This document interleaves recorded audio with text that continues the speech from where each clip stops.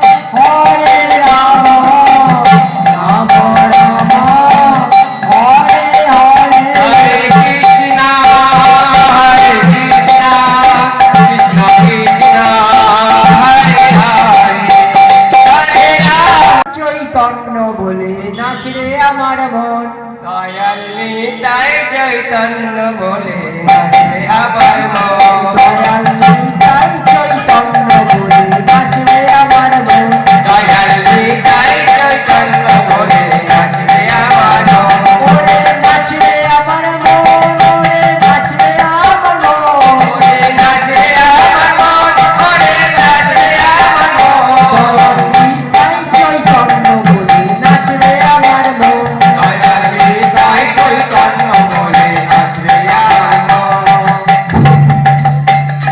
ওরে অপরাধ দূরে যাবে পাবে প্রেমধন অপরাধ দূরে যাবে পাবে প্রেমধন ওরে অপরাধ দূরে যাবে পাবে প্রেমধন ওরে অপরাধ দূরে যাবে পাবে প্রেমধন তখন কৃষ্ণ নামে রুচি হবে ঘুচিবে বন্ধন হরে কৃষ্ণ হরে মুক্তি হবে ঘটিবে বন্ধন তখন কৃষ্ণ নামে রুচি হবে ঘুচিবে বন্ধন তখন কৃষ্ণ হরে মুক্তি হবে ঘটিবে বন্ধন দয়াল নিতাই চৈতন্য বলে নাচবে আমার মন দয়াল নিতাই চৈতন্য বলে নাচবে আমার মন তখন অনায়াসে সফল হবে জীবের জীবন তখন অনায়াসে সফল হবে জীবের জীবন তখন অনায়াসে সফল হবে জীবের জীবন তখন অনায়াসে সফল হবে জীবের জীবন শেষে বৃন্দাবনে রাধা চন্দ্রের পাবে দর্শন শেষে বৃন্দাবনে রাধাস্বামীর পাবে দর্শন শেষে বৃন্দাবনে রাধা চন্দ্রের পাবে দর্শন শেষে বৃন্দাবনে রাধাস্বামীর পাবে দর্শন দয়াল নিতাই চৈতন্য বলে নাচবে আমার মন দয়াল নিতাই চৈতন্য বলে নাচবে আমার মন দয়াল নিতাই চৈতন্য বলে নাচবে আমার মন দয়াল নিতাই চৈতন্য বলে নাচবে আমার মন হরে কৃষ্ণ কৃষ্ণ কৃষ্ণ হরে হরে হরে রাম রাম রাম হরে হরে হরে কৃষ্ণ কৃষ্ণ কৃষ্ণ হরে হরে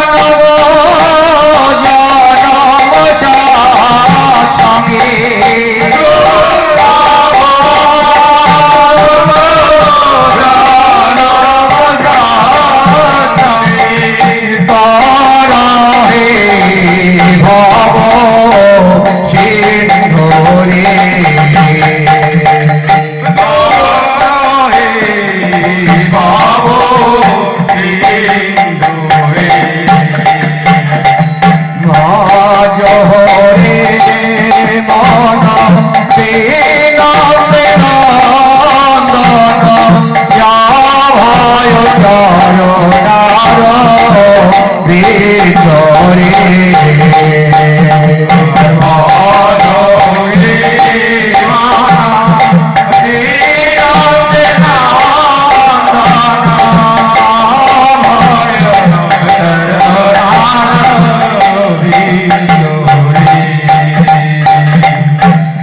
শীতয়া কত কত ভরিষণ এ দিন চামিনি ইয়াদি রে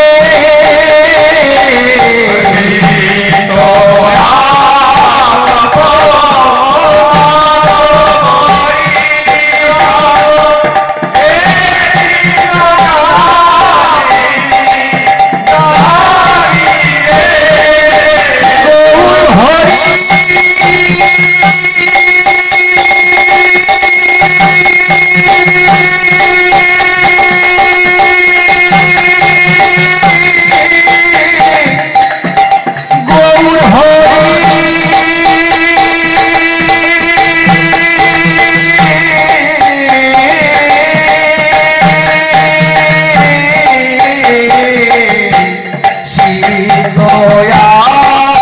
কত কত ভরিষণ এ দিন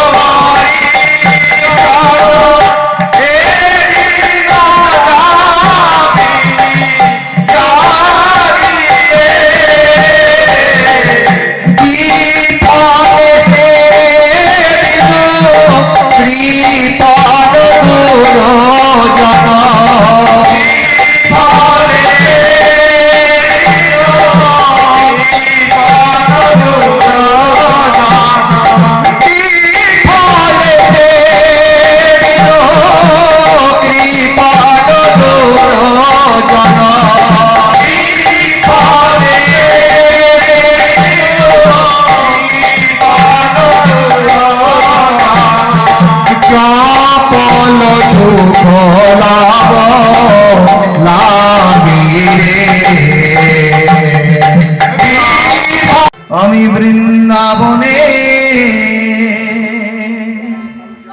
পথে পথে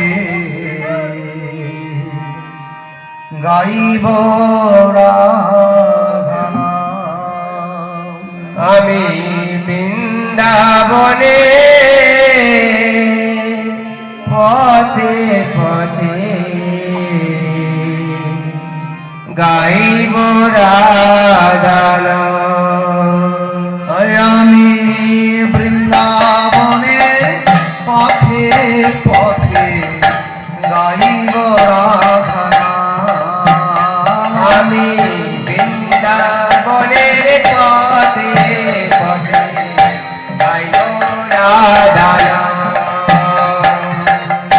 মুছে যাবে মনের করি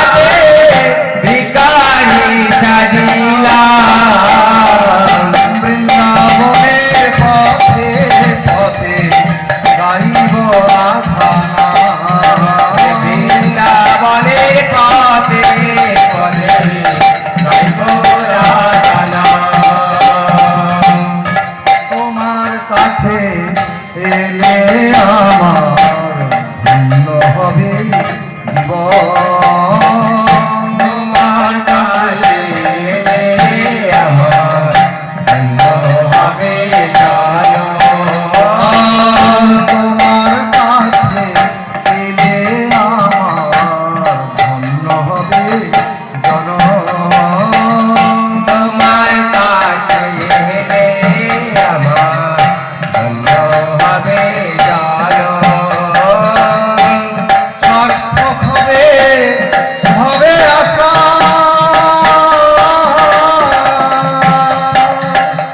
ধন্য হবে মরণ।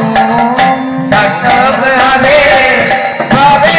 তাই জয় গৌর। ওম অজ্ঞানতিমিরন্ধস্য জ্ঞানাঞ্জনশলাকয়া চক্ষুরুন্মিলিतं येन তস্मै শ্রীগুরবে নমঃ। মূকং করোতি বাচলং পঙ্গং লঙ্ঘয়তে গিরিম যৎ কৃপাতমহং বন্দে পরমানন্দ মাধবম। হে কৃষ্ণ করুণা সিন্ধু দীনবন্ধু জগৎপতে গোপেশ গোপিকা কান্ত রাধাকান্ত নমস্তুতে। তপ্ত কাঞ্চন গৌরাঙ্গী রাধে বৃন্দাবনেশ্বরী বৃষভানুসুতে দেবী প্রণমামি হরি প্রিয়ে। বৃন্দাবৈ তুলসী দেবৈ প্রিয়াই কেশবস্য চ কৃষ্ণ ভক্তি প্রদেবী সত্যবত্যৈ নমো নমঃ। নারায়ণং নমস্কৃত্য নরং চৈব নরোত্তমং দেবীং সরস্বতীং ব্যাসং ততো জয়মুদীরয়ে। শ্রীকৃষ্ণ চৈতন্য প্রভু নিত্যানন্দ শ্রী অদ্বৈত গদাধর শিবাসাদি শ্রী গৌর ভক্তবৃন্দ। হরে কৃষ্ণ কৃষ্ণ কৃষ্ণ হরে হরে হরে রাম রাম রাম হরে হরে। সর্বপ্রথমে গুরুদেব শ্রী ভক্তিকমল জনার্দন মহারাজের আতুল চরণে দণ্ডবত জ্ঞাপন করি এবং আশীর্বাদ প্রার্থনা করি। তৎপশ্চাৎ উপস্থিত মাতৃমণ্ডলী ভক্তমণ্ডলী সকলে যথাযোগ্য স্থানে দণ্ডবত জ্ঞাপন করি এবং আশীর্বাদ প্রার্থনা করি।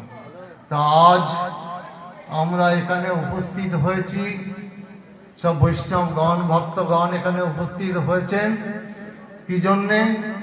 না এই জায়গাটা পবিত্র করবার জন্যে, পবিত্রকরণ করবার জন্যে। যেখানে ভগবানের ভক্ত আগে আসেন, তারপরে ভগবান পরে আসেন। ভক্ত এবং ভগবান তারা সবসময় একত্রিতভাবে থাকেন। তো যেখানে ভক্ত আসেন, ভক্তের পদধূলি পড়ে, সেই জায়গাটা ধামে পরিণত হয়। কি ধামে? বৈকুণ্ঠ ধামে পরিণত হয়। তাই জায়গাটায় এর আগে করে মন্ত্রপুত করে ভাসিয়ে দিতেন ওই জলে। এইভাবে 12 বছর করতে আর একদিন বাকি আছে, ওই শেষ দিন অর্ধাঙ্গিনী বলছেন যে আজকে যদি ভগবানের কোনো কৃপা লাভ না করতে পারি, তাহলে আমার এই দেহটা ওই গঙ্গা বক্ষে আমি বিসর্জন দেবো, ওই গঙ্গা মাকে দিয়ে দেবো। তা কি করলেন? সেই চলে গেলেন কাঁদতে কাঁদতে অদ্বৈত ঠাকুর 3টি তুলসী পত্র নিয়ে ওই গঙ্গা মায়ের বক্ষে নামলেন। 2টি পত্র গেল ওজন, আর 1টি পত্র গেল সুজন। সেই যে সুজন গেল সেইটা কোথায় গেল না, সচী মাতা যে ঘাটে নিত্য আহ্নিক করেন, স্নান করেন, সেই ঘাটে অবস্থান করছেন। আর 2টি পত্র গেল বৃন্দাবনে, রাধারানীর হস্তে পৌঁছালো। রাধারানী বলছেন, প্রভু তুমি আর কাল বিলম্ব করো না, ভক্তের আহ্বানে তুমি সাড়া দাও। তখন কি করলেন ভগবান? ওই যে তুলসী পত্র, সচী মাতা যে ঘাটে নিত্য আহ্নিক করেন, স্নান করে বাড়িতে আসেন, ওই তুলসী পত্রের মধ্যে ভগবান অবস্থান করছেন। পরদিন যখন সচী মাতা ওই গঙ্গা বক্ষে যখন আহ্নিক করে স্নান করে যখন ওই জল নিয়ে তিনি আহ্নিক করছেন, দেখছেন ওই তুলসী পত্রটি হাতে। উনি তো বুঝতে পারছেন না এটা তুলসী পত্র, মনে করেছেন কালো একটা কি বস্তু, ফেলে দিলেন, আবার ফেলে দিলেন, তৃতীয়বারের আর উনি ফেললেন না। দেখি তো কি, বারবারই একই বস্তু উঠছে। খুলে দেখলেন একটা তুলসী পত্র। তখন উনি কি করলেন, যে তুলসী পত্র তো একটা উত্তম বস্তু, ভগবানের নাম স্মরণ করে তিনি ওই জল গ্রহণ করলেন। করার পর যখন রাস্তায় পথে আস্তে আস্তে বুঝতে পারলেন যে গর্ভে সন্তান এসেছে, তখন এই আনন্দের বিষয়টি প্রথমে এসে জগন্নাথ মিশ্রকে বললেন। জগন্নাথ মিশ্র খুব আনন্দ পেলেন। এইভাবে ভগবান গৌরহরি 23শে ফাল্গুন 5টা 46 শনিবার সান্ধ্যকালে 3টি গ্রহণ সংযোগে তিনি ওই নবদ্বীপে মায়াপুর ধামে তিনি আবির্ভূত হয়েছিলেন। যখন আবির্ভূত হয়েছিলেন 3টি গ্রহণ কি কি? একটা হলো ভগবান গৌরহরির জন্মগ্রহণ, দ্বিতীয় হলো নাম গ্রহণ, তৃতীয় হলো চন্দ্রগ্রহণ। এই 3টি গ্রহণকে কেন্দ্র করে মহাপ্রভু তিনি ওই নবদ্বীপে এসেছিলেন। এসে তিনি আমাদের এই পতিত জীবকে উদ্ধার করবার জন্য এসেছিলেন। ওই জন্যে মহাপ্রভুর এক নাম পতিত পাবন। সেই পতিত পাবন গৌরহরি তিনি আমাদের জন্য কি নিয়ে এসেছিলেন? ভক্তি ধন। সেই ভক্তি ধন তিনি কি করলেন? ওই 9টা দ্বীপে গুপ্ত ভাবে রেখেছিলেন। ভগবানের চরণ প্রাপ্তি লাভ করেছিলেন। সেই আত্মনিবেদনের আদর্শ হলো বলি মহারাজ। সীমন্ত দ্বীপটা হলো শ্রবণের স্থান, নববিধা ভক্তির একটা ভক্তি। সেই সীমন্ত দ্বীপের যে আদর্শ দেখিয়েছিলেন পরীক্ষিত মহারাজ, তিনি কি হয়েছিলেন? অভিশাপ। তিনি এই ভগবত কথা আস্বাদন করে এই যে জড় দেহটা পরিত্যাগ করে তিনি দিব্য দেহ ধারণ করে বৈকুণ্ঠ ধাম প্রাপ্তি লাভ করেছিলেন। এই হচ্ছে সেই সীমন্ত দ্বীপ। সেই সীমন্ত দ্বীপের আদর্শ হলো দেখিয়েছিলেন পরীক্ষিত মহারাজ। এইবার হচ্ছে গদ্রম দ্বীপ। গদ্রম দ্বীপটা হলে কীর্তনের স্থান। এই কীর্তন কে করেছিলেন? সুখদেব গোস্বামী ছিলেন আগের জন্মে একজন ব্রাহ্মণ। তিনি কি করেছেন? কেন পিতার দ্বারা এত কষ্ট পেয়েছিলেন? তিনি একটা অসৎ নারীর অসৎ সঙ্গে তিনি লিপ্ত হয়েছিলেন। সেই ব্রাহ্মণদের অভিশাপে ফলে অভিশাপটা তার রয়ে গেছিল, কিন্তু তিনি ভক্ত, সেই জন্য ওই ভক্ত মায়ের গর্ভে তার জন্ম হয়েছিল। কিন্তু পিতা ছিল অসুর, হিরণ্যকশিপু ছিল অসুর। সেই তিনি অসুরের পুত্র হলেও তিনি ভক্ত, কিন্তু মায়ের গর্ভে মা তো ওই নারদ মুনি শ্রীমুখ থেকে, পরে বলছি, নারদ মুনি শ্রীমুখ থেকে তিনি এই ভগবত কথা আস্বাদন করেছিলেন। তারপরে কি হলো? সেই যে গদ্রম দ্বীপ, এই মধ্যদ্বীপে ওই স্মরণের আদর্শ দেখিয়েছিলেন এই প্রহ্লাদ মহারাজ। তারপর হচ্ছে কলদ্বীপ। কলদ্বীপটা হলো পাদসেবনের স্থান। পাদসেবনের আদর্শ দেখিয়েছিলেন লক্ষ্মী দেবী স্বয়ং। লক্ষ্মী দেবী যেভাবে ভগবানের পাদসেবন করেছিলেন, এইভাবে পাদসেবন আর বিশ্ব ব্রহ্মাণ্ডে আর কেউ করতে পারেনি। তারপরে হচ্ছে ঋতুদ্বীপ। ঋতুদ্বীপ হচ্ছে অর্চনের স্থান, পৃথু মহারাজ হচ্ছে অর্চনের আদর্শ। তারপরে হচ্ছে জন্মদ্বীপ। জন্মদ্বীপ হচ্ছে বন্ধনের স্থান, অক্রুর মহারাজ বন্ধনের আদর্শ। যেভাবে অক্রুর মহারাজ ভগবানকে বন্ধন করেছিলেন, বলরাম এবং কৃষ্ণকে, ওইভাবে বন্ধন আর কেউ করতে পারেনি। তারপরে হচ্ছে মদ্রম দ্বীপ। মদ্রম দ্বীপ হলো দাস্যের স্থান, হনুমান হলো দাস্যের আদর্শ। হনুমান যেভাবে ভগবানের দাস্য হয়ে ভগবানের অর্থাৎ রামচন্দ্রের যেভাবে সেবা করেছিলেন, এইভাবে সেবা আর কেউ করতে পারেনি। তারপরে হচ্ছে শক্তের স্থান। শক্তের আদর্শ দেখিয়েছিলেন অর্জুন। ভগবানের 24 জন শাখা ছিলেন, তার মধ্যে সবচেয়ে শ্রেষ্ঠ শাখা হলেন অর্জুন, যাকে গীতা জ্ঞান দান করেছিলেন। সেই গীতার ধ্যানটা একটু অধ্যয়ন করি। ওম পাঠায় প্রতিবোধিতাং ভগবতা নারায়ণ স্বয়ং ব্যাসেন গ্রথিতাং পুরাণ মুনিনা মধ্যে মহাভারতম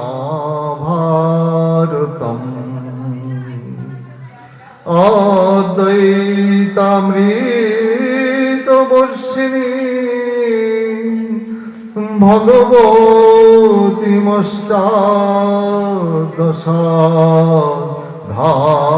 ভগবতীমষ্টাদশাধায়িনী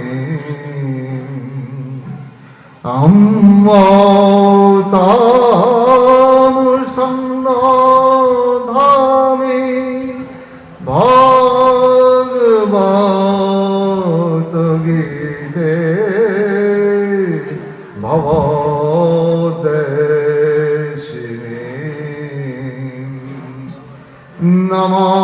নমস্তুতে ব্যাস বিশাল বুদ্ধে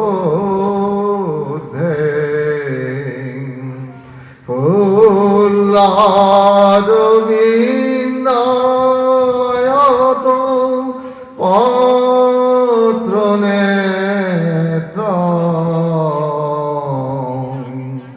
যেন তয়া ভারত তৈল পূর্ণায়া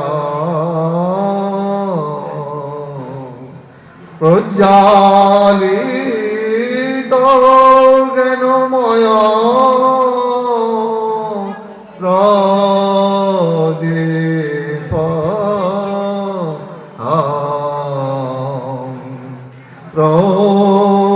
প্রপন্ন পরিজাতয় তত্র বিক্রয়িকপানায়ে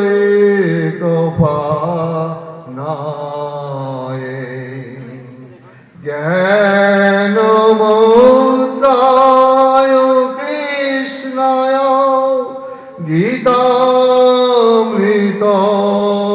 দোহে নাময়া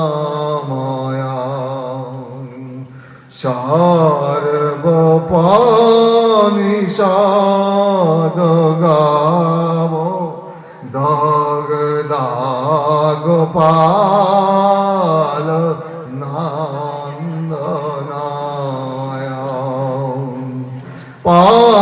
পার্থবৎস সুধীর ভক্ত দুগ্ধম গীতামৃতম মহম বসুদেব সুতং দেবং কংস চানরমর্দনম দেবকী পরমানন্দং কৃষ্ণং বন্দে জগদ্গুরুম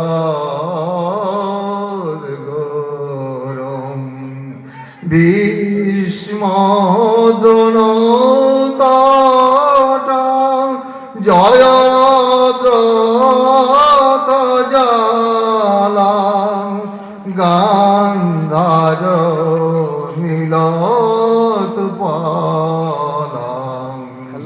শালগ্রাহবতী চন্দন। বিপেন বহনী নিরামিষি। বেলা কোলা মনে তো হচ্ছে যেতে পারে। অশ্বত্থামুনি কর্ণ ঘর করা হয়েছে। জদনাবর্তিনী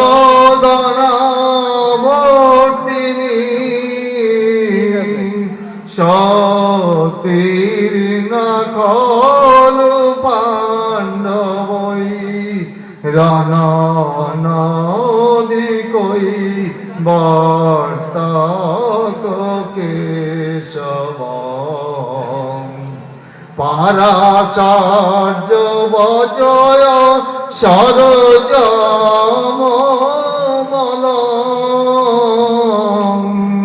গীতার্থ গান্ধ কাডং নানা খেন কেশরং হরি কথা সম্বোধনা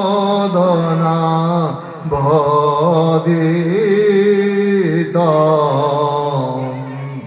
লোকে সজ্জন সন পদৈরহুর পেপীয়মানং মোদা ভূয়াদ ভারত পঙ্কজং কলিমাল প্রদংশিন শ্রেয়সে মুকং করে। এই গীতা আমরা গীতার ধ্যানটা আমরা আস্বাদন করলাম। এই গীতা ভগবান সৃষ্টি করেছিলেন ভগবান তার শ্রীমুখ থেকে। গঙ্গার সৃষ্টি করেছিলেন ভগবানের সেই ব্রহ্মা যখন ভগবানকে অভিষেক করলেন, সেই অভিষিক্ত বাড়ি ভগবানের সর্বাঙ্গ দিয়ে যখন চরণ দিয়ে বইছে, ওই চরণ থেকেই গঙ্গার উৎপত্তি হয়েছিল। সেই গঙ্গা জলে আমরা কি করি? পাপ মুক্ত করবার জন্যে আমরা ওই মরে গেলে অস্থি ফেলে দেয় না, হচ্ছে উদ্ধার হয়ে গেল।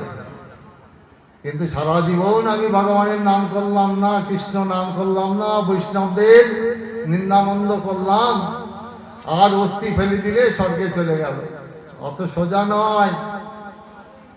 অস্থি ফেলে দিলেই যে পবিত্র হয়ে যাবে, তার উদ্ধার হয়ে যাবে, অত সোজা নয়। পবিত্রকরণ করতে গেলে জীবিত অবস্থায় করতে হয়। এই জীবিত অবস্থায় যদি কোনো কেউ যদি ভগবান সৌভাগ্যক্রমে বৈষ্ণবের চরণ প্রাপ্তি লাভ করে, তাহলেই কিন্তু তার আর ওই অস্থি ফেলা লাগবে না, সে উদ্ধার হয়ে যাবে। তা সেই জন্যে এই অস্থিগুলো ফেলছে। তো গঙ্গা দেবী বলছেন, প্রভু ভগবানকে বলছেন, এই যে পাপগুলো তো আমি নিচ্ছি, তা নিয়ে তো আমার তো উদ্ধার হচ্ছে, তাহলে আমার পাপ জমিতে জমতে এক সময় তো আমার ভর্তি হয়ে যাবে, ট্যাঙ্কি ভর্তি হয়ে যাবে, বাক্স ভর্তি হবে না। এই গীতাটা হলো কাবি স্বরূপ।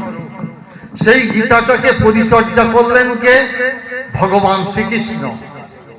আর এর থেকে সারমর্ম গ্রহণ করলেন অর্জুন, যাকে ওই কুরুক্ষেত্রের ময়দানে যেখানে গীতা জ্ঞান দান করেছিলেন, ওই বেদিটার নাম কি প্রভু বাবা বলতে পারবেন? যেখানে ওই ভগবান বলতে পারবেন যে জায়গাটায় ভগবান গীতা জ্ঞান দান করেছিলেন অর্জুনকে, যেখানে আজও রয়কে আমি নিয়ে চলে যাব, ততদিন তোরা এর ভিতরে খাবার দাবার যা কিছু আছে সব আমি দিয়ে গেলাম, যেটা প্রয়োজন।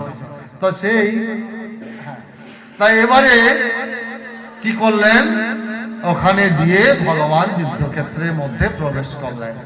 এবার যুদ্ধ শুরু হলো, 17.5 দিন ওই যুদ্ধ হলো, তারপরে সমাপ্ত হলো। ভগবান ফিরছেন, ভগবান ফেরার পর এইবার ভুলে গেছেন ভগবান। ভুলে গেলে বেশ কিছুটা দূরে গেছেন, কিন্তু রথের চাকার যে একটা শব্দ, তাতে ওরা কিচির মিচির ওদের ভাষায় যাচ্ছে, প্রভু তোমার রথ থামাও, রথ থামাও। এইবার ভগবান শুনতে পেয়েছেন। এবার কাছে ফিরে এসে সেই ঘন্টা তুলে দেখে তারা রয়েছে। এবার নিয়ে কি করলেন, ওই রথে করে নিয়ে বৈকুণ্ঠ ধাম প্রাপ্তি তাদের হয়ে গেল। তারা এই বৈকুণ্ঠ ধাম প্রাপ্তি অর্থাৎ উন্নত মনুষ্য জনম প্রাপ্তি লাভ করলেন।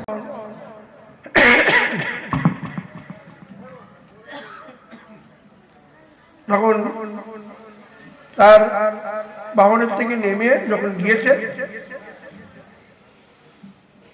তখন বলছে, ও তুমি সেই নিমাই পণ্ডিত? বলে, পণ্ডিত আমাকে লোকে বলে,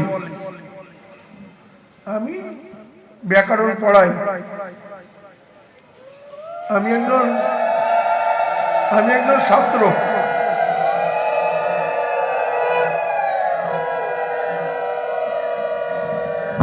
তাই এখানে কি করা যেতে পারে? এখন কি করে উভয়ের ভাবের আদান প্রদান কি করে হবে? না, ঠিক আছে, এখানে মা গঙ্গা পতিত পাবনী, সুতরাং সে পতিত পাবনী গঙ্গার গুণমাহাত্ম্য কীর্তন করলেই ভালো। গঙ্গার কাছে বসে অন্যের গুণ কীর্তন করা, এটা কিছু একটা অশোভনীয় হয়।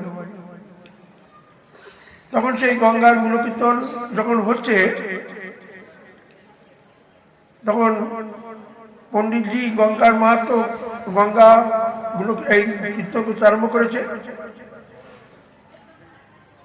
তার মধ্যে মহাপ্রভু ভুল ধরিয়ে দিলেন 3 জায়গায়। তখন বললেন যে, তুমি কি করে ভুলটা ধরলে? বলে, তুমি যার বলে বলিয়ান হয়ে এত শ্রুতিধর হয়েছে, এমন কোন দেবদেবী তো থাকতে পারে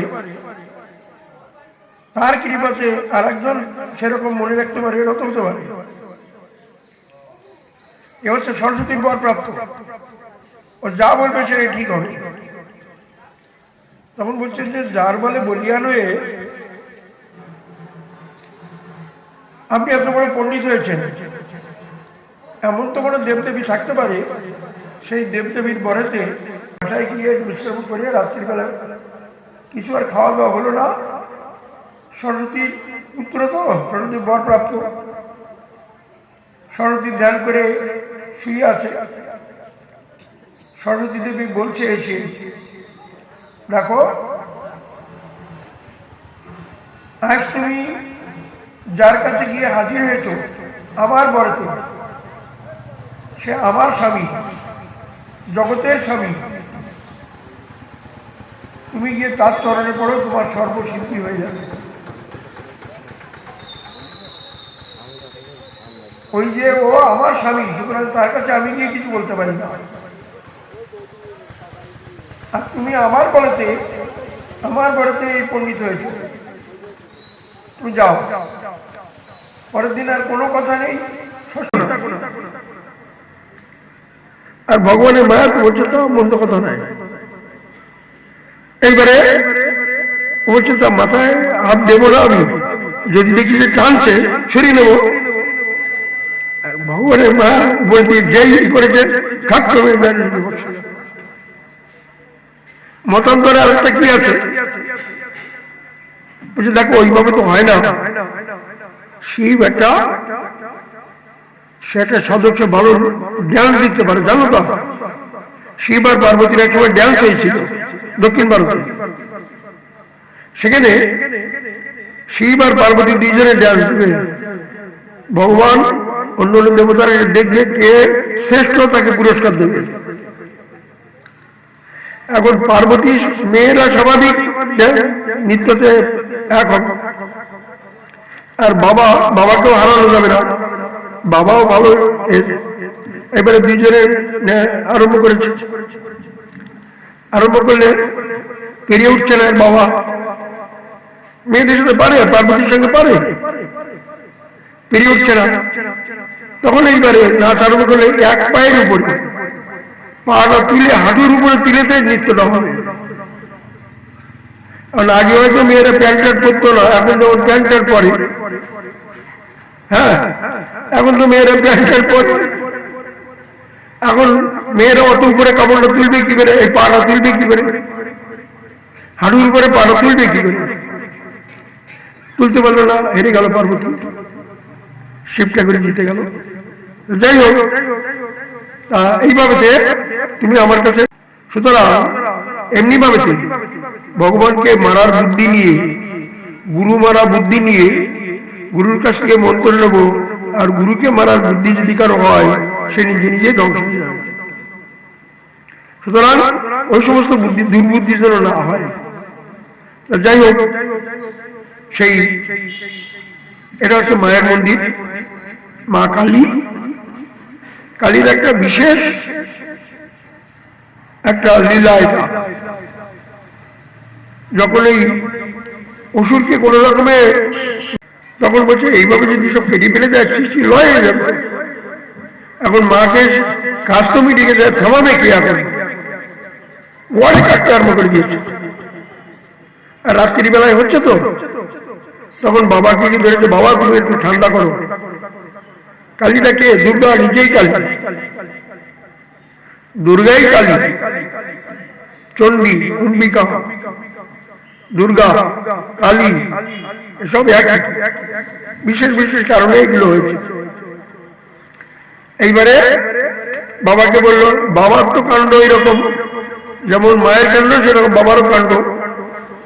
এখন কি করবে? ওর সামনে গেলে তো বিপদ, ও তো গড়ে কাটবে, ও তো কাউকে বাবাকেও কেটে দিতে পারে হয়তো। তখন ওই আসছে, সেখানে শুয়ে পড়েছে।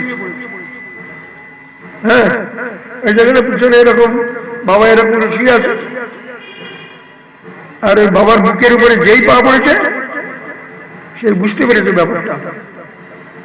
আরে তখনই ওই জিভটা কামড়ে ধরেছে যে কার কার বুকের উপরে উঠে পড়ছে।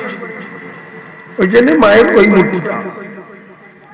কিন্তু মা সর্বতভাবেতেই আমাদের কল্যাণ বিধানের চেষ্টা করেন। ওই জন্য মায়ের প্রণাম মন্ত্রটা আমাদের জানা থাকলে ভালো। হ্যাঁ, দুর্গা পুজো নিয়ে এত হুড়োহুড়ি হয়, কিন্তু দুর্গার মন্ত্রটা কজন বলতে পারবে? এগুলো হচ্ছে আরো বেশি বিপজ্জনক। এই আঙুলটা কোনো শুভ কাজে লাগে না। এই যে তর্জনী, এটা একমাত্র শাসানো কাজে লাগে, তোকে দেখে নেব, এই কাজে লাগে, আর কোনো কাজে লাগে না। কোনো শুভ কাজে এই আঙুল দিয়ে হয় না, আর সেই এই আঙুল দিয়ে হবে এগুলো নয়। বেশি না পারেন এমনি মাথাটা নত করবেন, ভগবান প্রণামটা মেনে নেবেন, মা প্রণামটা মেনে নেবে, কিন্তু এটা করলে নেবে না। আর যার যার প্রণাম মন্ত্র বলে তারপরে প্রণাম করে দেবী নারায়ণী নমস্তে। নারায়ণীর অংশ নারায়ণী, ওই জন্য নারায়ণী বলে প্রণাম করা হয়। আর দুর্গা দেবীকে প্রণাম করা হয় সর্বমঙ্গলে মঙ্গলে শিবে সর্বত্র সাধিকে শরণ্যে ত্রাম্বকে গৌরী নারায়ণী নমস্তে।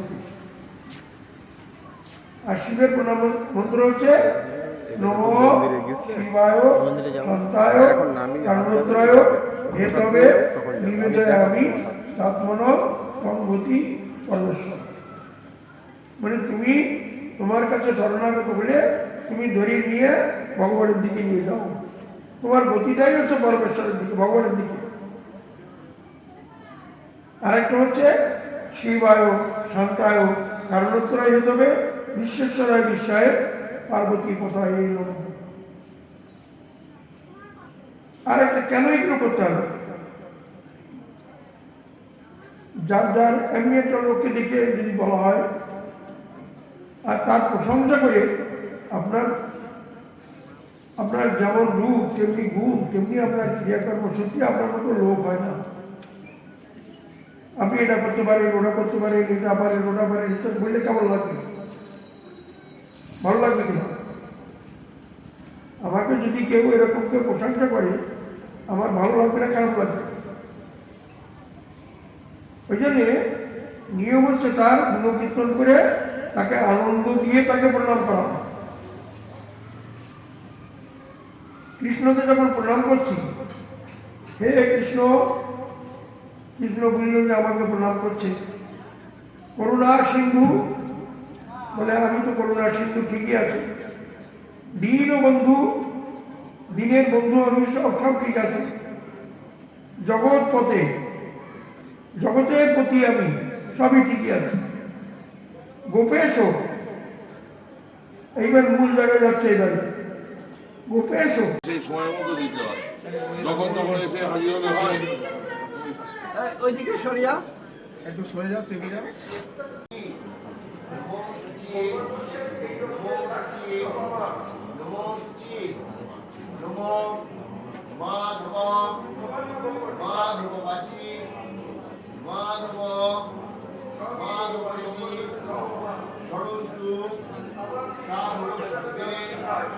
সর্বকার্যেষু মাধব মহাকালী কালিকে তমোভাগী ধর্মকামার্থ দেবী নারায়ণী নমস্তুতে মহিষগ্নি এটা কি নেবে কে?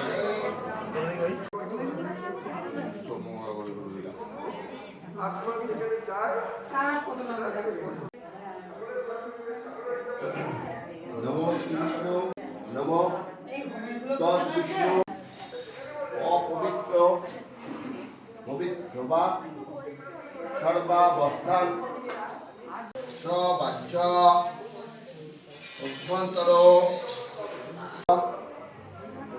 মাধববাচী মাধব মাধবরিদি ষড়ন্তু মাধব নমো শ্রীমাধব নমো শ্রীমাধব নমো শ্রীমাধব নমো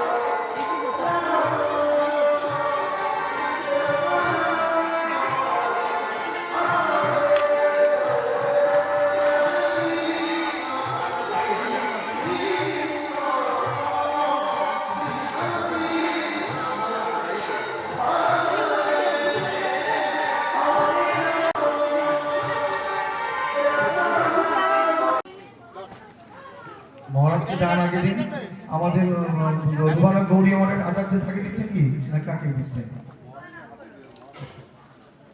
আমাদের মহারাজকে আগে গান হয়ে গেল। এরপরে তমাল কৃষ্ণ দাস, তার পক্ষে নিচ্ছেন গোপীনাথ দাস প্রভু। আরে আপনাকে বললাম একটু সরে যান। তমাল কৃষ্ণ দাসের এটা, তমাল কৃষ্ণ দাস ব্রহ্মচারীর পক্ষে নিচ্ছে গোপীনাথ দাস ব্রহ্মচারী। আচ্ছা, এরপরে গোপীনাথ দাস, আবার ওখানে একটা দিন।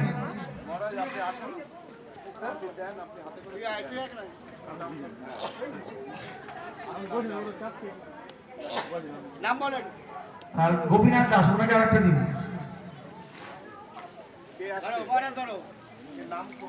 গোপীনাথ দাস, গোপীনাথ না, ওটা। আচ্ছা, তারপরে মুকুন্দ দাস অনুপস্থিত থাকার কারণে তার পক্ষে দিচ্ছে নির্মল দাস অধিকারী।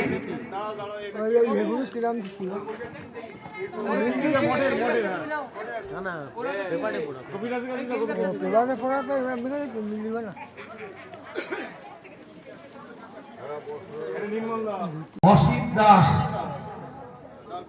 অসিত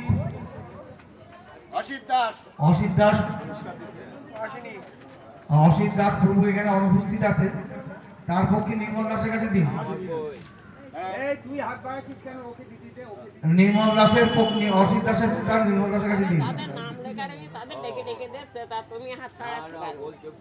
হ্যাঁ, ঠিক আছে। লক্ষণ প্রামাণিক প্রভু অনুপস্থিত কি চলে গেছেন? লক্ষণ প্রভু আপনাদের পাড়ায় পক্ষে কার কাছে রাখবো? লক্ষণ প্রভুকে নিয়ে নেন। রবীন বাবু, লক্ষণ বাবু, রবীন দা, রবীন বাবু, লক্ষণ বাবু, এটা রবীন বাবুর পক্ষে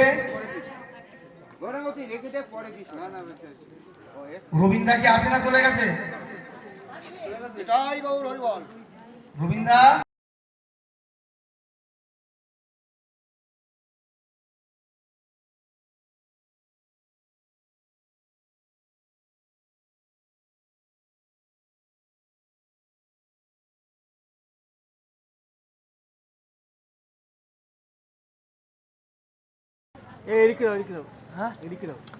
নির্মল বাবুর কাছে দেন। এবার বলেন। অরবিন্দ দাস, নির্মল বাবুকে দেন। অরবিন্দ দাস, অরবিন্দ দাস, কাশীনাথ প্রভু ওই যে আপনার সামনে রেখেছে শুভ্র পোশাকে, দামটা ভরিত দেন। নির্মল বাবু অরবিন্দ দাসেরটা নিন।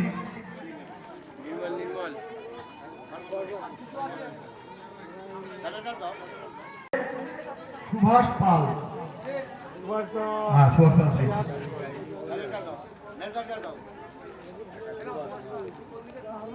একজন নতুন এটা কার হচ্ছে মহারাজ? মহারাজ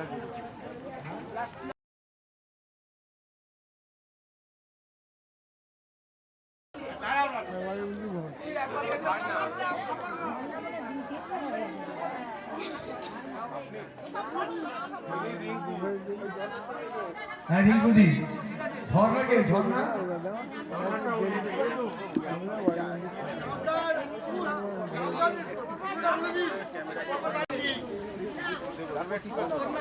অপরাধী প্রতিমা সরান একটু, দাঁড়িয়ে যেতে পারছে না বাবু। সাধনাদি, ওই তো সাধনাদি। হ্যাঁ, আমাদের শিবানী কাকে শুনি? একদিন শিবানী আছে, আর একদিন শিবানী আছে।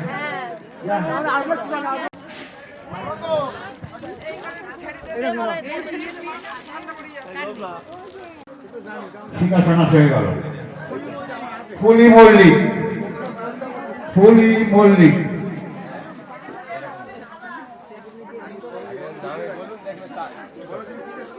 ফুলি মল্লিক, শ্রীমতী মণ্ডল,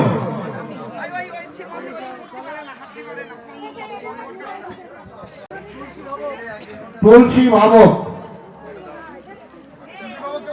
তুলসী ভাবক,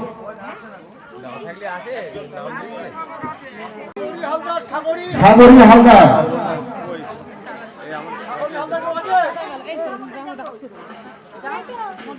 সাগরী এটা কাকে দিচ্ছে?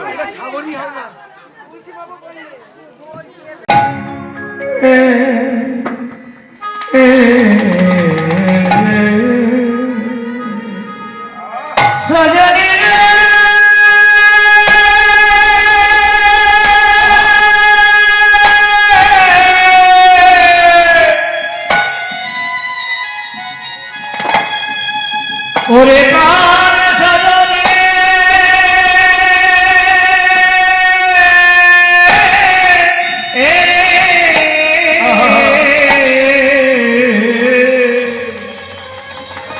সজনে রে হরিব আমার তো এই জন্ম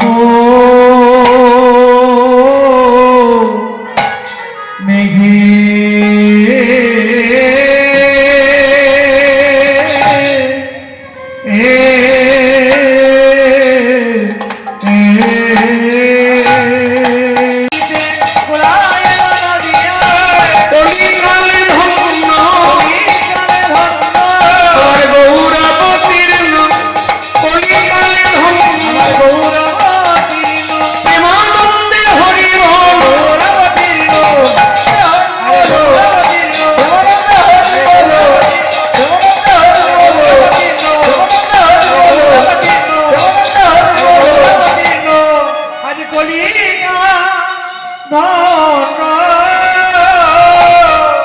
পরে দুষ্টকে দমন করে। প্রথমে লক্ষ্য আমার ভক্তের প্রতি, প্রথমেই লক্ষ্য আমার ভক্তের প্রতি, কারণ আমি বিনা আমার ভক্ত থাকে না, ভক্ত বিনা আমি থাকি না। ভক্ত আমার মাতা পিতা, ভক্ত আমার গুরু, ভক্তে আমার নাম রেখেছেন বাঞ্ছা কল্পতরু। ভগবান আসেন কখন? যখন ভগবান দেখলেন যে ধর্মের দোকান বন্ধ হয়ে অধর্মের দোকান খুলে গেল, ধর্মের দোকান বন্ধ হয়ে গেল বাবা, অধর্মের দোকান খুলে গেল। ভগবান পুনরায় আসেন, যিনি ভূমা তিনি ভূমে আসেন, মানুষের সাজে মানুষের ভাবে বিগলিত হয়ে নেমে আসেন ধৈত্রীতে। দোতলা বাড়ি, সুন্দর সিঁড়ি, সিঁড়ির উপরে সিঁড়ি বেয়ে বেয়ে বাবা একেবারে ছাদে উঠে দুই বাচ্চাকে ডাকলেন, তার দুই পুত্রকে ডাকলেন। একজনের বয়স হচ্ছে 5 বছর, আর একজনের বয়স হচ্ছে 10 বছর। বাবু শোনা, তোমরা দুই ভাই চটজলদি চলে এসো, আমার হাতেই দামি ক্যাডবেরি রয়েছে, চকলেট, তোমরা দুজন নেবে, তাড়াতাড়ি চলে এসো দোতলায় আমার কাছে। যার বয়স 10 বছর সে তো তড়ি ঘড়ি বাবার হাতে চকলেট নিতে হবে। খুশি মনে, আনন্দ মনে একেবারে লাভ দিতে দিতে সিঁড়ি ভেঙে বড়জন চলে গেল। কিন্তু ছোট ওই সিঁড়ির পাশে হামাগুড়ি দিচ্ছে, তার তো বয়স 5 বছর। বাবা বললেন, কিরে বাবু শোনা, উঠে এসো, ওঠো ওঠো ওঠো। বাবা আমি তো উঠতে পারছি না, দাদা তো চলে গেল তোমার কাছে ছুটে ছুটে সিঁড়ি বেয়ে বেয়ে, কিন্তু আমি তো বাচ্চা, আমি তো উঠতে পারছি না, আমি যাবো কি করে, আমি যাবো কি করে বাবা? আচ্ছা এই সিঁড়িটা যে বানানো বাবা, সেটা কি শুধু উপরে ওঠার জন্য? তুমি ইচ্ছা করলে কিন্তু ওই সিঁড়ি ভেঙে নিচেই নেমে আমার কাছে আসতে পারো। এসো না বাবা, আমি বাচ্চা, আমার এত শক্তি নেই পায়ে যে আমি সিঁড়ি ভেঙে তোমার কাছে পৌঁছে যাব। বলিতে বলিতে আমার নিতাই নেচে যা, আরে ঢলিতে ঢলিতে বলিতে বলিতে নিতাই নেচে যায়। কিবা ঢলিতে ঢলিতে বলিতে বলিতে নিতাই নেচে যায়, নেচে যায়। এ নাম বিনামূল্য দেব, আমি বিনামূল্যে দেব, করি নহিলাম নিতাই দেখে তো। এ নাম বিনামূল্যে দেবা, করি নাহি নাম নিতাই দেখে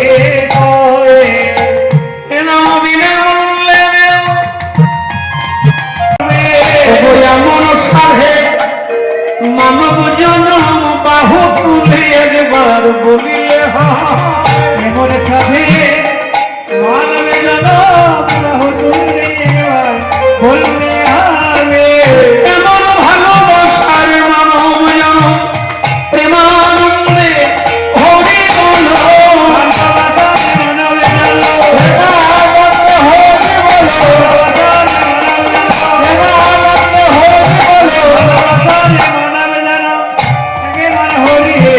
বলো তৈলে তোমার আমার জীবনটা আনন্দে খিলখিলিয়ে হেসে উঠবে। সংসারে থাকো, সংসার খারাপ জায়গা না। সারাদিন উপার্জন করবে, তার মাঝে মাঝে ঠিক এইভাবে বসে সৎসঙ্গে কিছু কৃপা, কিছু আশীর্বাদ, করুণা উপার্জন করো, যেটা তোমার আমার বাঁশের দোলার সঙ্গে যাত্রা করবে পরপারে। দিয়ে এইদিকে বাড়ি দিয়ে এখন চলে এলে এইভাবে দিয়ে তালা বন্ধ করে দিলে তালা বন্ধ হয়ে যাবে। আবার বাড়ি গিয়ে যখন এইভাবে পাক দেবে কি হবে? তালা খুলে যাবে।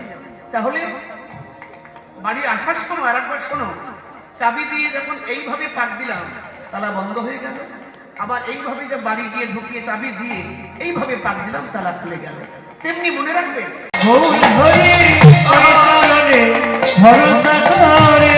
ওহে দয়ালে পারে বন্দনে উদ্ধারণে ভরসা ওহে দয়াল পারে কান্নারি ওই কারণে ভরসা করে প্রভু মোরে না ছাড়িও দয়া প্রভু মোরে না ছাড়িও দয়া ওরে না ছাড়িও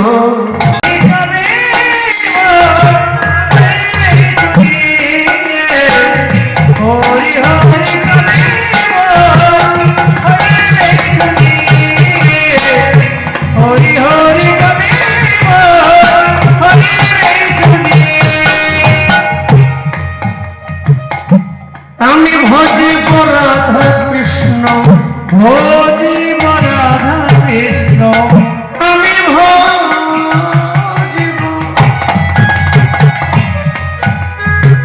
আমি ভজিব রাধা কৃষ্ণ আমি ভজিব রাধা কৃষ্ণ হরি হরি হরি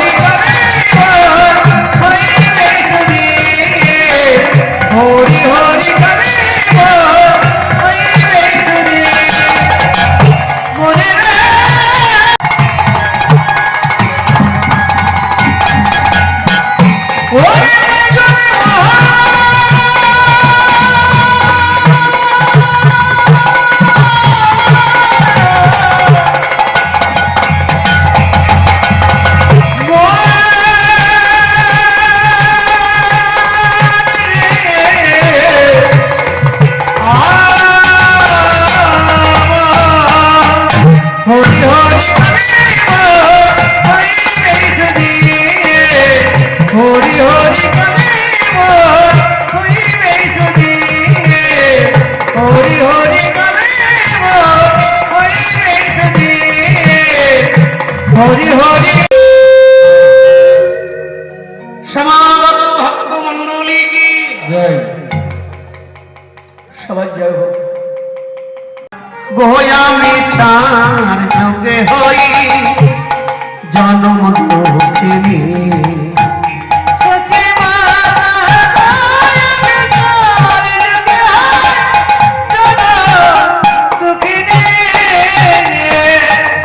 আমার দুঃখে দুঃখে উনুনের মধ্যে যদি নিজের মর্যাদায় থাকে তো ভালো।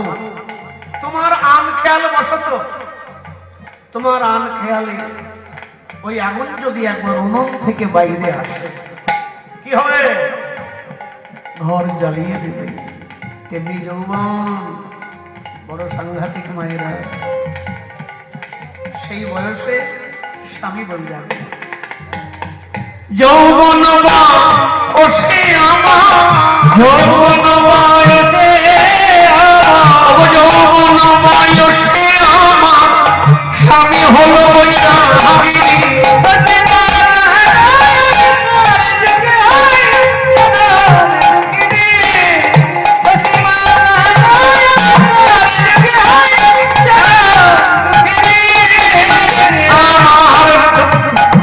দুঃখ থেকে